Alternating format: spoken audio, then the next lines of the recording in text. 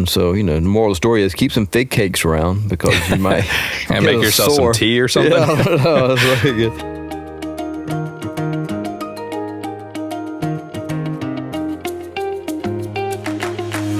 Well, welcome back, everybody.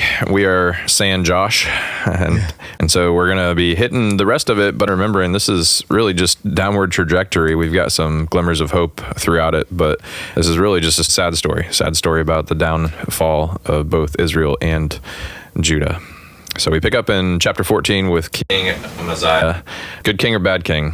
He was not like his David, and so I'm guessing bad. Yeah.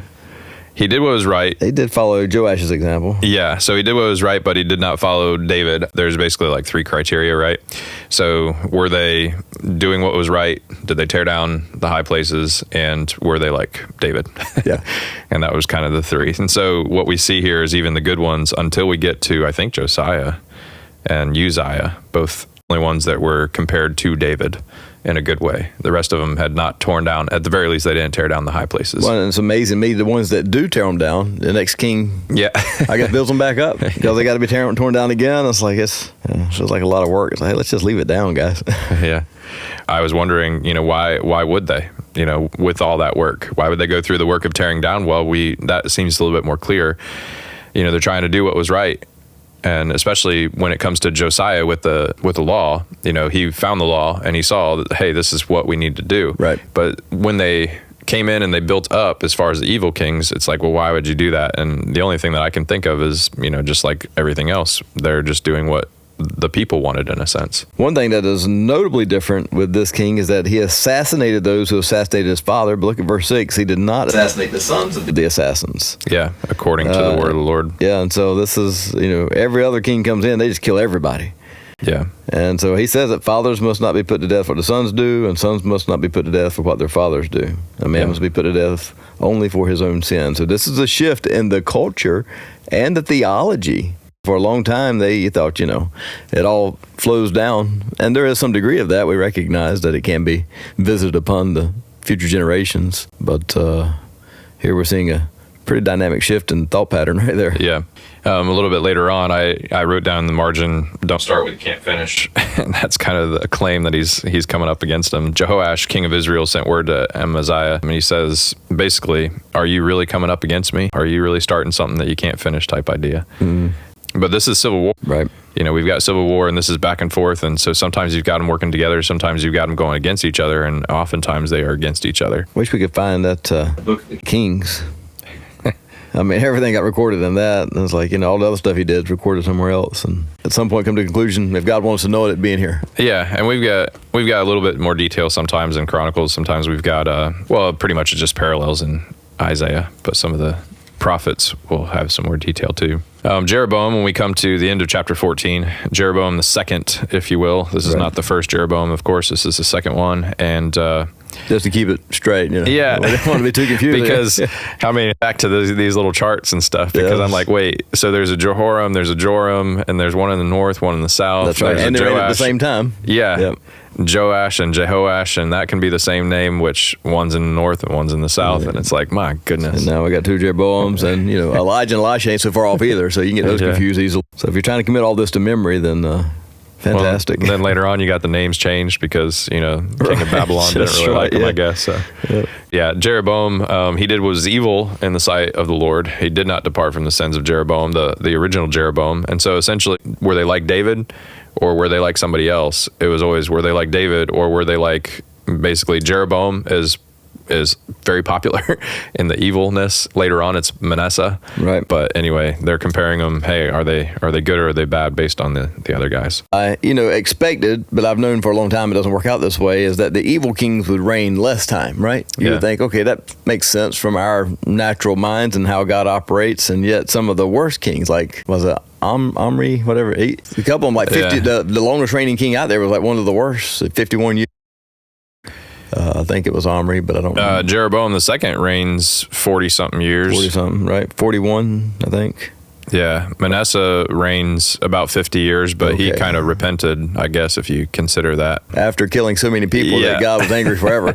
Yeah. He just covered Jerusalem in But yeah, you're right. When you look over it, then primarily the good ones are typically the ones that are reigning a little bit longer. It doesn't follow the pattern that I thought it would. Yeah. I'll put it like that. And so it's from our perspective, it can seem random, but we know that it's not. God has a.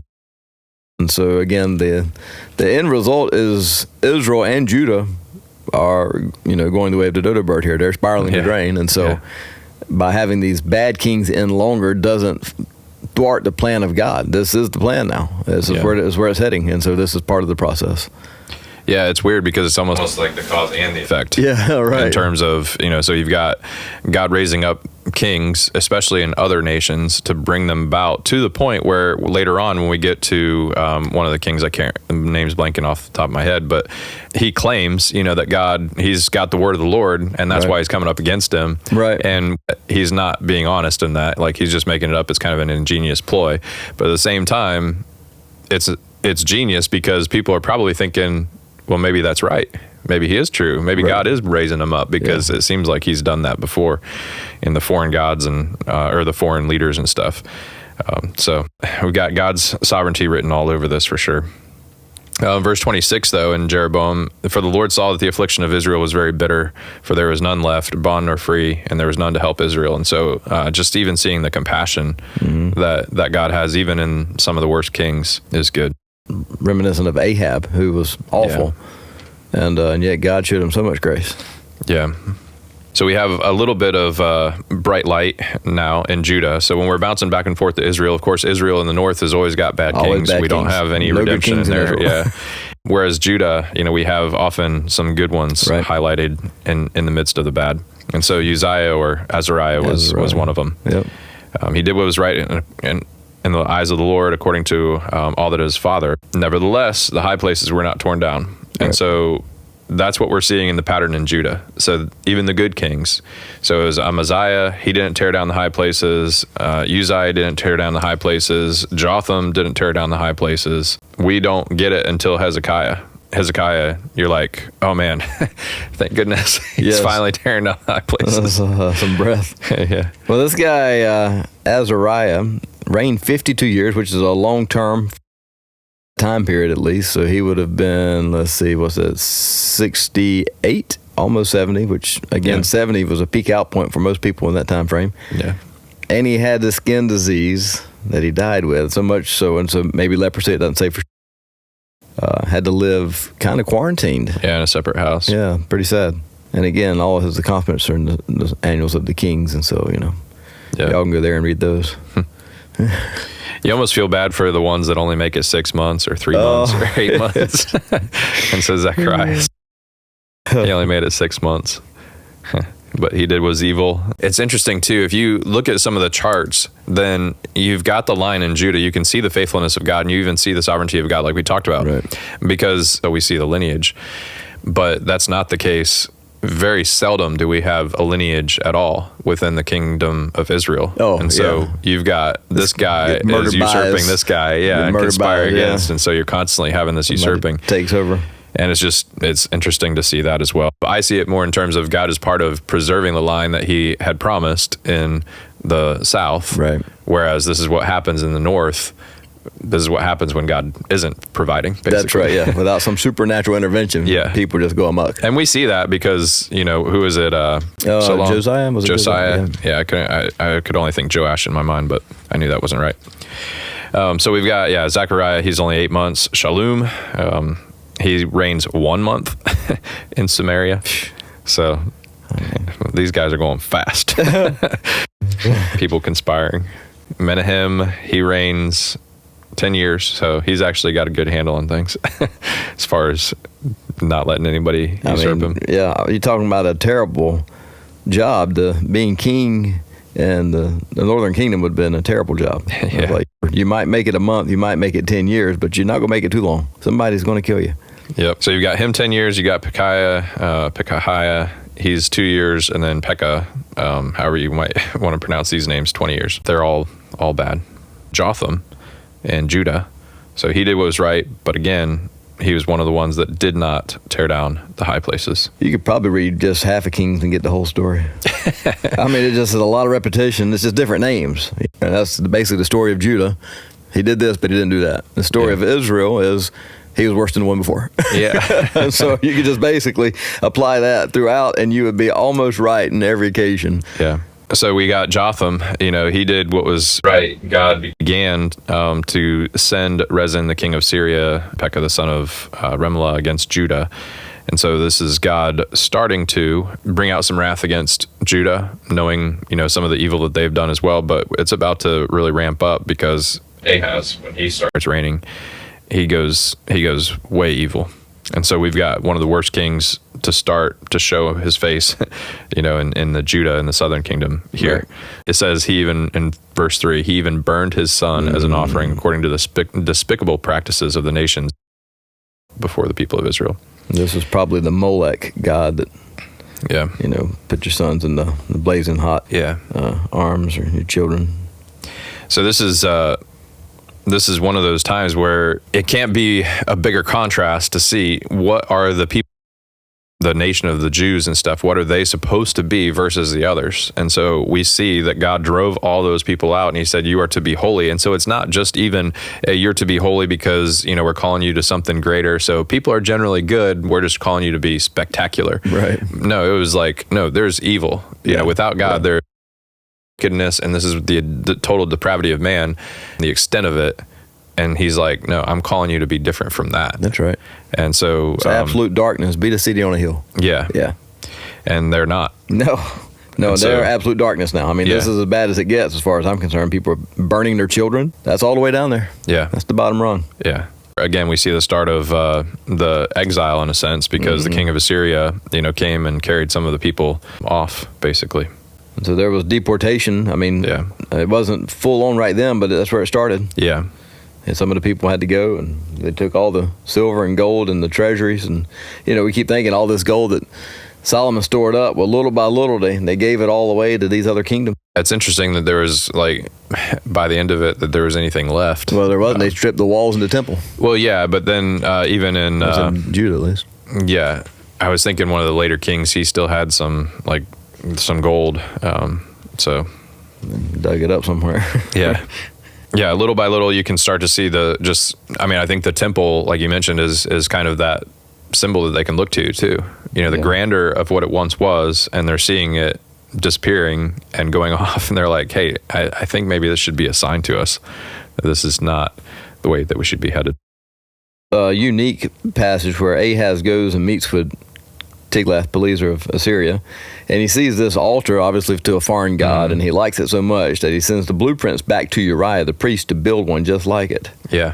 Which we already had blueprints for an altar. Yeah. And so again, this is exactly what the Northern Kingdom had changed everything. And so who they worship, how they worship, when they worship, it's a complete undoing, and so now it's affecting Judah as well.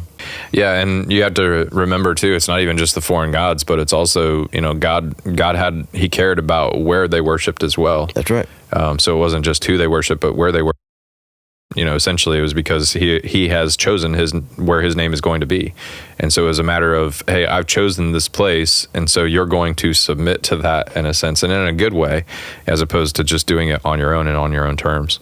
And so it's good for us to remember that as well, that God is a God who is supreme and sovereign. And so we don't get to dictate the terms on which we worship. It really is up to him. So he moved the other pieces of furniture in the temple from the Lord's presence so that he can make room for his new altar. Yeah. I mean, nobody saw this.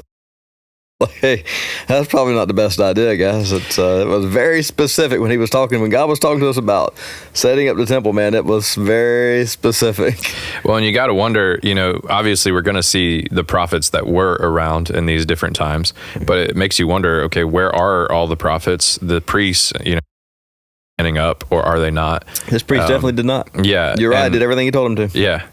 But it's like, where are all the good people? Because that there are some.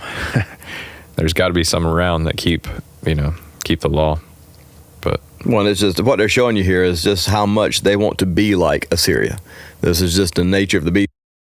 They wanted a king like the other nations. Now they want the gods like the other nations. They want the temples like the other nations. And so they've seen something now in the other nations that they aspire to. They want to be like them. They're changing what they're doing and the way it looks to mimic the other nations that God had already moved out because of their evilness. So it was like just, you couldn't be more stupid than what they were. Yeah, and I think that we see that especially with Sennacherib. We'll see that later on, where it's not just being like them, but they even challenge who they're trusting. And so it's kind of like, the God of Israel, when he's showing off, so to speak, then they're like, than your God. But then when people are questioning and saying, well, your God hasn't delivered you, or your God's not going to deliver you, then it's like they've got to build these altars, because they're part of it is the trust issue too. Yep. They're putting their trust in these things, and seeing it as how they can get their way in a sense. So we get a quick peek at Hezekiah in verse 20 of chapter 16, just before we go back to meanwhile at the ranch. Yeah. Hoshea, yeah. Yeah, so we shift back to the northern kingdom now. And surprise, surprise, they did evil. Oh, man. He did evil. He found treachery in Hoshea, for he had sent messengers to do so to the king of Egypt and all that. And so we're really spiraling to drain tight for the northern kingdom right now. This thing's about to go through just a few series of short kings, and it's going to be over. Yeah, and that's what we're seeing, the glimpse in verse 7. Hoshea, the king of Assyria, captured Samaria. So Samaria has been captured. He carried away the Israelites away to Assyria, placed them in Halah. And so we're seeing, I think the continued kind of bit by bit, the exile before everything really falls. Yeah. For whatever reason, I feel like the northern kingdom doesn't get as much fanfare as the southern kingdom in its capture, but it happened. Yeah. But I feel like the Babylonian deportation, I don't know, historically seems to be a bigger deal, because it was the protected lineage, the Davidic lineage, whereas the northern kingdom's like, they left. What else we got going on? Yeah. I kind of feel that way. So the biggest sin that they see, when we see in verse 7 and following, they'd feared other gods. That's what we were kind of mentioning before, that they feared other gods. They didn't trust in God of Israel alone, but they feared other gods. They walked in the customs of the other. They did secretly against the Lord, their God, things that were not right. We don't even, it's one of those times where you're like, is this too shameful to mention? Right. The secret things that they would do. But they served idols. They provoked the Lord to anger, basically. But yet the Lord warned Israel and Judah and every seer, saying, turn from your evil ways and keep my commandments, my statutes, in accordance with all law. But in verse 14, they wouldn't listen. They despised his statutes and his covenants. This is a warning to us, for sure. Yeah. And to verse 23, finally, he had warned he would do. Yeah. Through all of his prophets. And so Israel was deported from its land to Assyria and remains there to this very day. That was by the person writing at the time, right? Yeah. And so then we see this capital of Samaria settled by all these other people, which is kind of somewhat interesting, because so God sends lions. Yeah. They're like, okay, maybe we should take note of this. Yeah, so and you almost get this picture that the foreign people that go into Samaria are actually more God-fearing than the people that were there before. They are at least more superstitious. Yeah. And so there's, some value to it, I guess, maybe in the moment, but it doesn't pan out. Correct. They think we've angered the gods that reside here, so we need some of the priests from Israel, and fix this for us. And so they send priests, and they still don't do what the word says. They don't follow God in any of it. It makes no difference. It doesn't change anything. They're trying to appease the gods by... Well, I think that brings up a big issue too, in terms of, our own condition before God.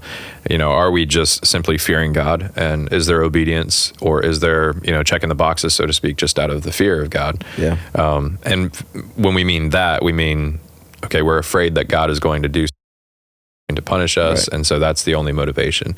Because obviously, even as parents, we see the relationship that we want with our kids. We don't want them to just only obey because they're afraid of the consequences.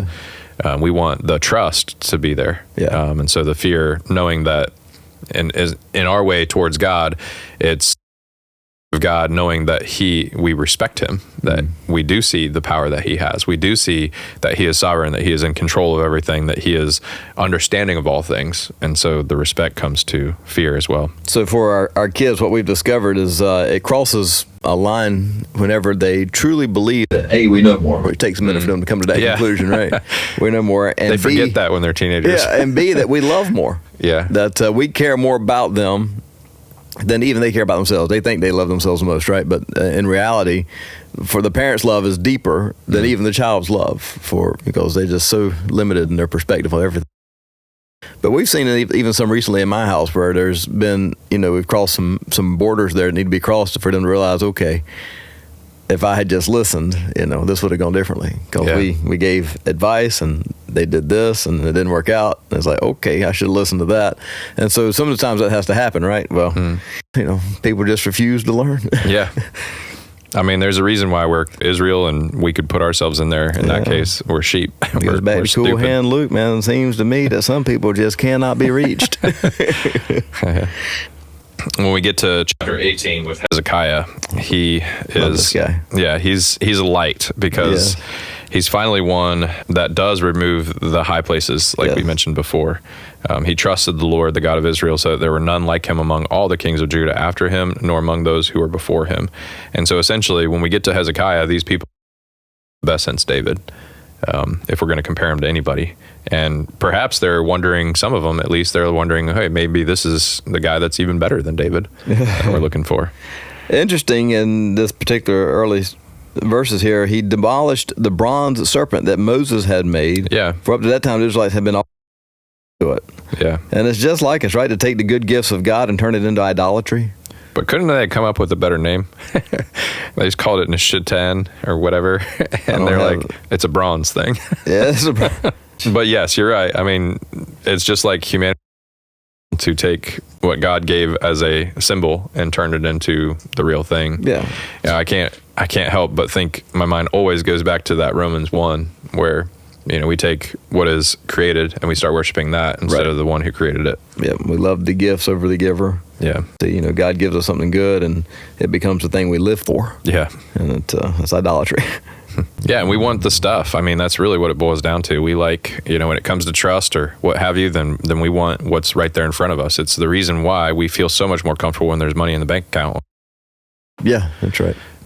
Or food on the table, food in the fridge. And so much to the point that our relationship to God is even tied to those perceptions. Yeah. When things are going good, then things are copacetic with us and God, right? Yeah. When things are going bad, maybe not. And so we live in these realities that aren't real. Yeah.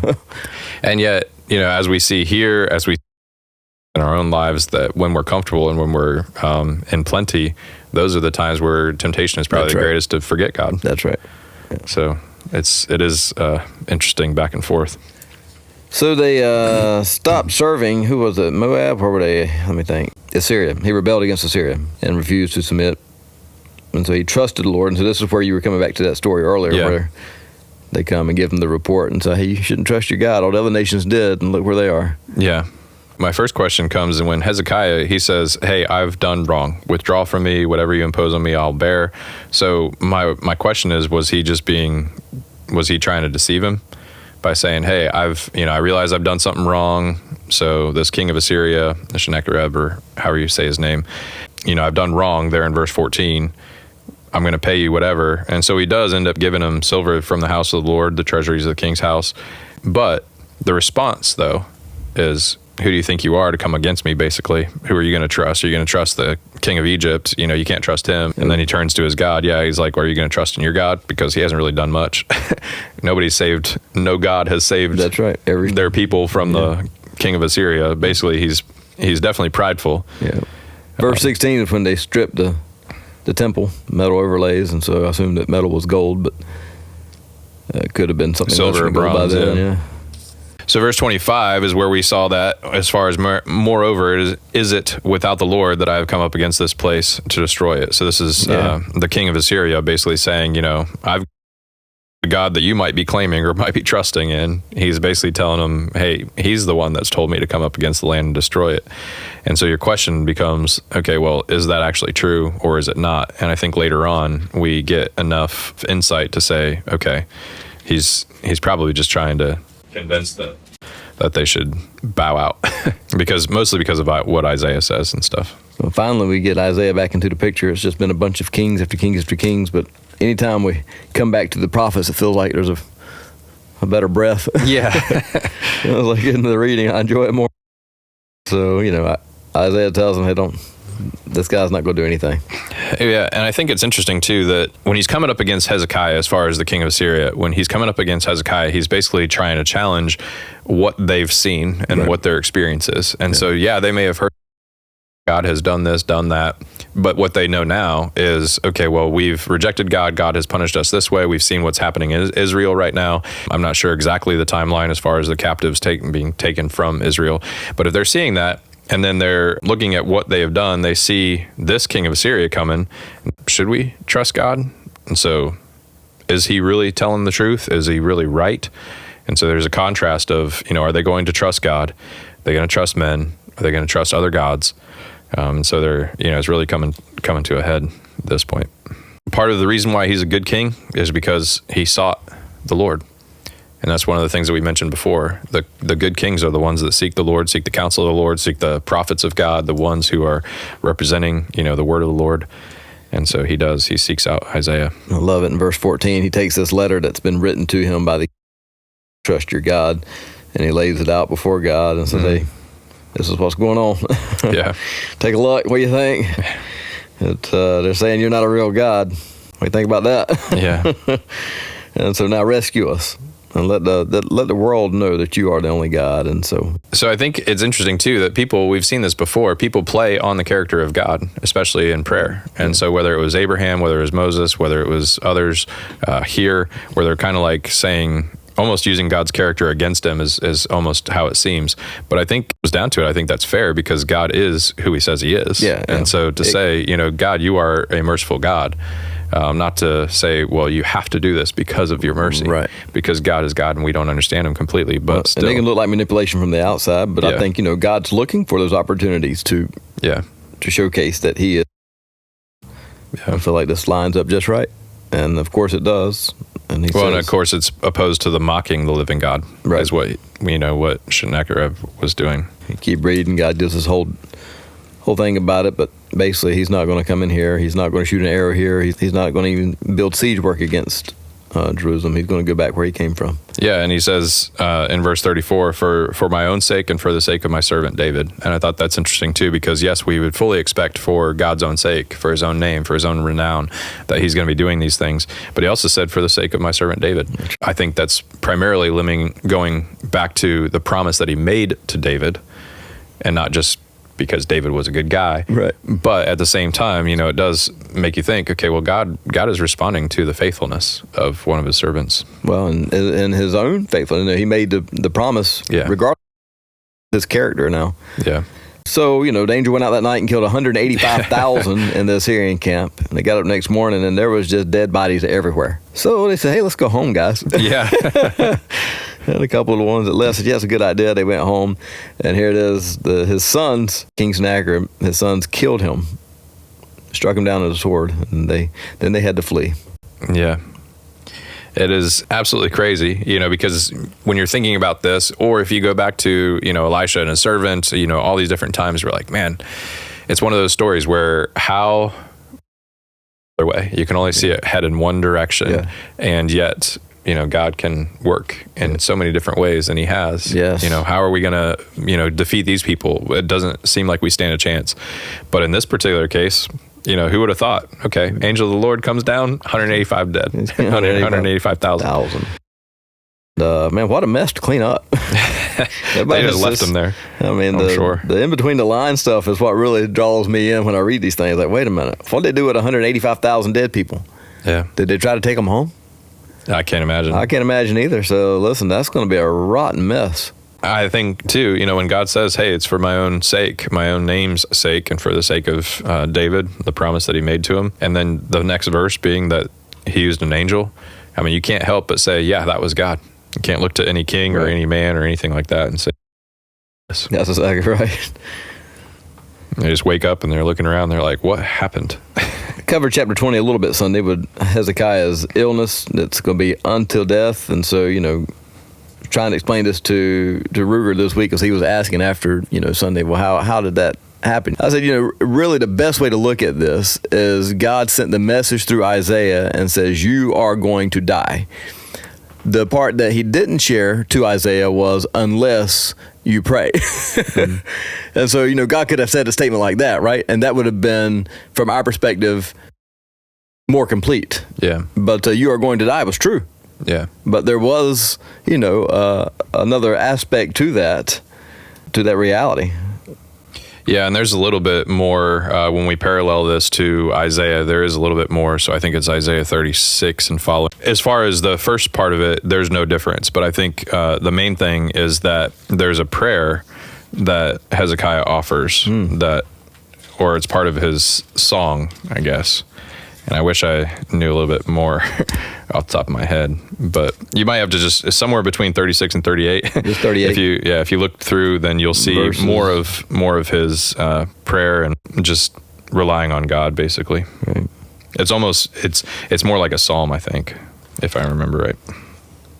And so, the moral of the story is keep some fig cakes around because you might and make yourself some tea or something. Yeah, no, the prayer changes things. That's the moral of the story. And God is moved by the prayers of the saints. Otherwise, Scripture would be a lie. And so he gets 15 more years added, and the beat goes on. It's funny that he even gives him the choice, though. Do you want the shadow to go forward or back? He's like, well, so let's go back. Yeah. Yeah, I resonate with that. Yeah, let's do something unseen. Yeah. And never mind that 185,000 were just killed by, right. An angel of God. He shows all of his palace to people from Babylon. I'm reading this and I'm like, what a dumb move. Yeah. Is he trying to show off? Are we supposed to see this and read this as pride? Like, was he being proud or something? I mean, what kingdom during that time frame would you trust? Exactly. Zero.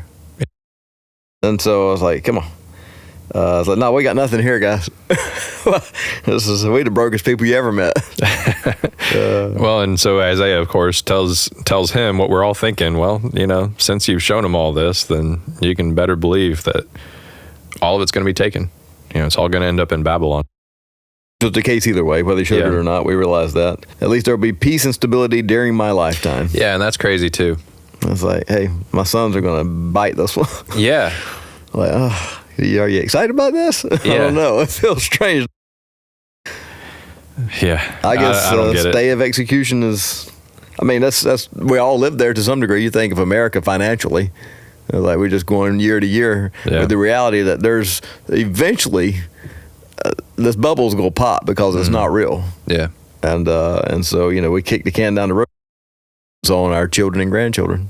Somebody somewhere is going to go pay the price, and yet we keep kicking. Yeah. Man, that's so encouraging. So here's what's really discouraging. Verse 21, 12 years old and he became king. So he had at least 12 years with his father. Now, I don't know what kind of shape Hezekiah was in there toward the end, but beside that, still there's 12 years there with Hezekiah, who loved God, trusted God, honored God, and his son, this guy was terrible. Yeah. Most of the time when they're the young ones, and Judah, of course, then they did really well. And so he's kind of the exception to this, that, you got one that was 8, one that was 12, and, they did well. So the greatest tragedy, from my perspective, of Hezekiah's entire life was a failure to pass down his faith to his child. And I think that would be true for all of us, right? Yeah. It's of all the things that we're going to get wrong, let it not be that. And so here we got a kid that didn't get it. He did not adopt love for God that his father had, or the trust in God that his father had. He rebuilt the high places, set up the altars for Baal. He remade the Asherah poles, all the stuff that people had gone so long to undo. He redid it all. Bowed down to all the stars in the sky. He's also burning his fortune telling, omens, dealt with mediums, necromancers, all of that. He did much evil in the sight of the Lord, provoking him to anger. Yeah, so basically, you take all the boxes that you're checking off for the evil, and he's doing all that. No stone unturned for this guy. And so now he becomes the one that people are compared to in the evil way instead of Jeroboam. But the ending chapters. And then 16, furthermore, he killed so many innocent people, stained Jerusalem with their blood from end to end. Yeah. And you better believe that that's going to get God riled up. Yep. Shedding of innocent blood. He mentioned that several times moving forward. This is happening and what he did. Yeah.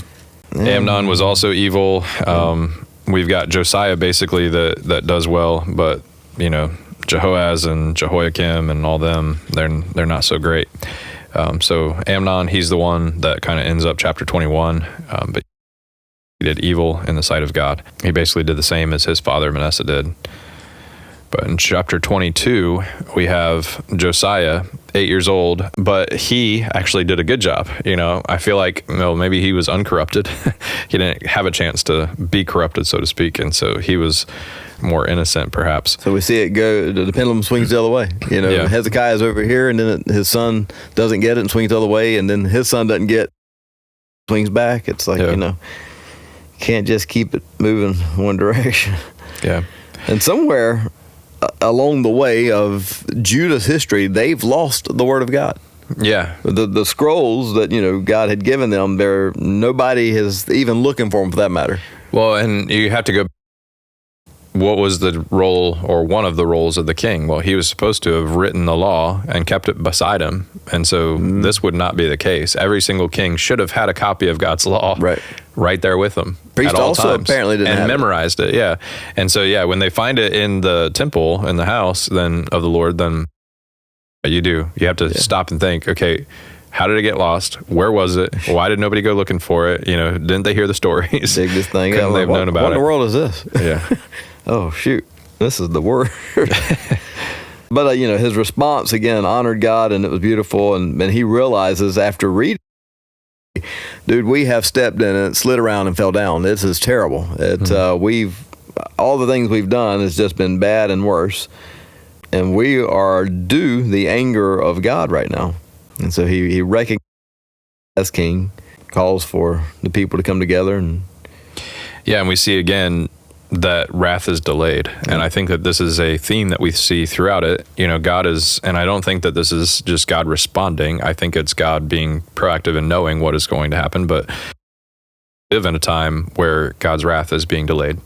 And this is another time where because of your heart was penitent and you humbled yourself before the Lord, when you heard how I spoke against this place, then he says, I'm going to gather you to your fathers. You're going to be gathered in peace. And your eyes will not see all the disaster. And so basically God is saying, because of this, I'm going to delay this wrath that I have decided and that I'm going to rain down.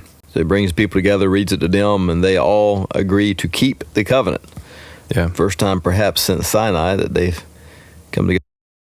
Well, and it's certainly the first time since the Judges, it says that they kept the Passover. And that's like some 500 years, I think, something like that. Close to that. That's crazy. That is wild. Would have been interesting to be there just for a little while and see what the state of affairs. It's also interesting that as we move through chapter 23 with Josiah, that he was the one that was named back in 1 Kings 13, where it was prophesied some 300 years before that there is going to be a king of the line of David that would basically kill all the priests of these, burn their bones on the altars that were constructed. That's right. And it's like, all right, well, now we're seeing it. There's some bones. Let's burn them. Yeah. Well, he just goes on a tear. I mean, every high place, low place, everything that's anything to do with idolatry, he destroys it. I mean, and it's not, like I said, not just in the southern kingdom. He goes all the northern kingdom too and takes care of some of their mess, even though they're already gone. Yeah. So they restore Passover, and again in verse 25, so much like Hezekiah, it says, before him there was no king like him who turned Lord with all of his heart and with all of his soul, all of his might, which that is reminiscent of, hey, this is what we should be doing, in the command. We love the Lord our God with all our heart, soul, and might. According to the law of Moses, nor did any rise like him afterwards. Yet. Yeah. The Lord's anger still was against Manasseh. Yeah. He said, I will reject this city that I chose, both Jerusalem and the temple. So it's interesting, too, that some of this also kind of makes me think, so God's delaying wrath. God is also pouring out wrath based on different people. And some people, well, that's not fair. It's not fair that all this is coming down because of that king or whatever it might be. Now, we're usually okay with God delaying wrath or whatever because of somebody. We're okay with that. Right. But it also kind of speaks, I think, to a certain extent, not that it is exactly one for one, but I think it speaks to the fact that this is how God is working within You know, that God has poured out his wrath on Christ, and so therefore we are innocent. We are seen as innocent. We are justified. He died at 39 years old. Again, from the human perspective, if I was, pulling the strings, you think, oh, here's a good a little longer. I also understand from God's perspective, he's bringing this thing to a conclusion. Yeah. And the fact that he has already announced that he's going to give a stay of execution through the lifespan of this king, then it's time to move on with the execution. Yeah. So it's like all the people really shouting, "Long live the king!" Yeah, long live the king, please. Right? Yeah, let's get this guy to 80. Yeah. Instead 39, and he dies. So we have a series of bad kings, basically, after him. You know, things are just spiraling the drain with Judah. They were in Israel, and so we're starting to see, shortly after that. The king of Babylon, Nebuchadnezzar, enters the picture. Yep. Chapter 24. Yeah, and he's the one that God is going to use, basically bringing the exile for Judah. It's interesting. Their names, I had to look them up because I was like, well, why did they change the name? Did it go from good meaning to bad meaning or something along those lines? But no, it doesn't. So Eliakim, when he changed his name to Jehoiakim, Eliakim means God will raise up or God will set up. Well, Jehoiakim means Yahweh will establish. And so even the Pharaoh, he's somehow recognizing that the God of Israel, if Yahweh is really a part of his name, then he's recognizing what God is doing. So I'm not sure if we should read that much into it, but still. And then same thing with when we come over to Zedekiah, his name was changed, Mattaniah, and so gift of the Lord changed to Zedekiah, which is God is my righteousness. And so it's not like they're changing them to just some pagan-related God name. Here's the deportation of Judah to. He took just about everybody, all the riches, all the gold. He deported all the residents of Jerusalem, including the officials, all the soldiers, 10,000 people, and all. Boy, that place had really dwindled, hadn't it? Yeah. This includes the craftsmen and worker. Here it is. No one was left except for the poorest among the. Man, it's a great time to be broke. Yeah. I remember, we don't matter, so we're just left alone. So many years ago, people talking about, oh man, the market's down. It's like, yeah, it don't really affect me. Yeah. I'm all right, just change nothing for my world. I got a little bit in there now, so somebody. As long as the price of rice and beans. Yeah, I didn't have enough money to have anything in the market. But here it is. I mean, the poor of the land was like, I live here, I live there. It don't matter. I'm broke either way. Yeah. So they didn't have a lot to lose, and they were left. Yeah. So we're left without a king, just a basically, and I think he's killed too, right? Well, Zedekiah became king. He ruled 11 years in Jerusalem. Yeah, I was fast forwarding into 25. Okay, 25, yeah. After Jerusalem is laid siege to, the temple is burnt, the house. Right, so Zedekiah rebels. Yeah. Of course, they gave him 11 years. I guess that's too many. So this is a two-part deportation. But the second time, boy, they really stomped a mud hole in it. Yeah, well, so one of the things that we noticed too is Zedekiah, if he's part of the line, then when his are killed and then they put out his eyes so that's the last thing that he sees, basically. Yeah. I mean, my goodness, first of all, that's horrible. But at the same time, you think, well, where's the hope? If you're a Jewish person reading this and stuff, you're thinking, okay, well, where's the hope? We don't have a king. God had made that promise to David. What are we left with?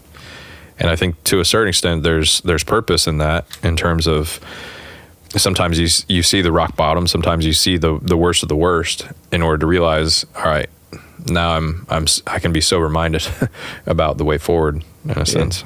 I guess, if anything, we see a glimmer of hope just in the fact that Jehoiakim, he's still surviving, and and he's released, and he's actually living a good life.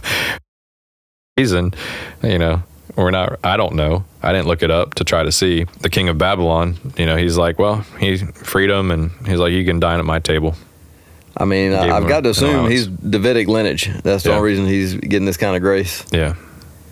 But again, this deportation where they basically burn everything, destroy the place, except for verse 12. He left behind some of the poor of the land and gave them fields and vineyards. And so, now they've got to run the place. Yeah. So they went from being poor to like, hey, I think we own this joint. So there's, not to try to force if you're out there listening and you say, well, I'm broke, well, hey, hang on. That might be just the thing that saves you. You don't know. God has chosen the poor in the eyes of the world, right? That's right. Yeah. So major takeaways from Kings, at least first of all, we see the nation revolving around the king, right? And I think it goes both ways too, though, because the king, I imagine that some of the decisions that they made to not tear down the high places especially was probably because they knew that the people probably wanted them, or that they saw what people were doing and what the culture of the nation was or whatever. And so like, I'm not going to mess with or whatever their thinking may have been. But still, I think the faithfulness, it takes the faithfulness of the ones who are able to take a stand for truth and understand, hey, let's not let the book of the law be missing. Let's, keep it out in the open. Keep seeking God, I think, is another big. The good kings were set apart just in the fact that they sought the Lord, especially early on. We saw a big contrast between the ones who sought the face of God and the ones who didn't. And so I think that's a big factor as well. I think sometimes change can simulate progress, even though it's not necessarily progress. And so what they can actually progress, they don't have the military power to go out and retake cities again. Yeah. And so these kings, they're moving pieces on the board. Let's give them the high places. That's progress. Let's give them this. It's progress. Instead, it was decline. So it's probably going the wrong way. They just didn't have the sight to know we got it reversed, Terry. Yeah. It was messing up. Yeah, there's a lot to learn beyond just the names of all the kings, because we know you all are going to memorize those. But and so as the viewers get into reading First Chronicles, let me just warn you that it's, next time we're just going to read some genealogies. Oh my goodness! So a few things to learn, but I'm telling you, it's at least the first 9 chapters is basically just a credit reel. At the end of a movie, just runs and runs and runs. It's and that's basically what we're going to see. And then after that, it becomes a recap of everything we've already read. So we'll cover that. Yeah, do First and Second Chronicles. Perhaps we'll do it all in one podcast. Maybe we'll just do one and one. Find the highlights. As opposed to the splitting them up. But Blessings on you. That's where we're on. Peace.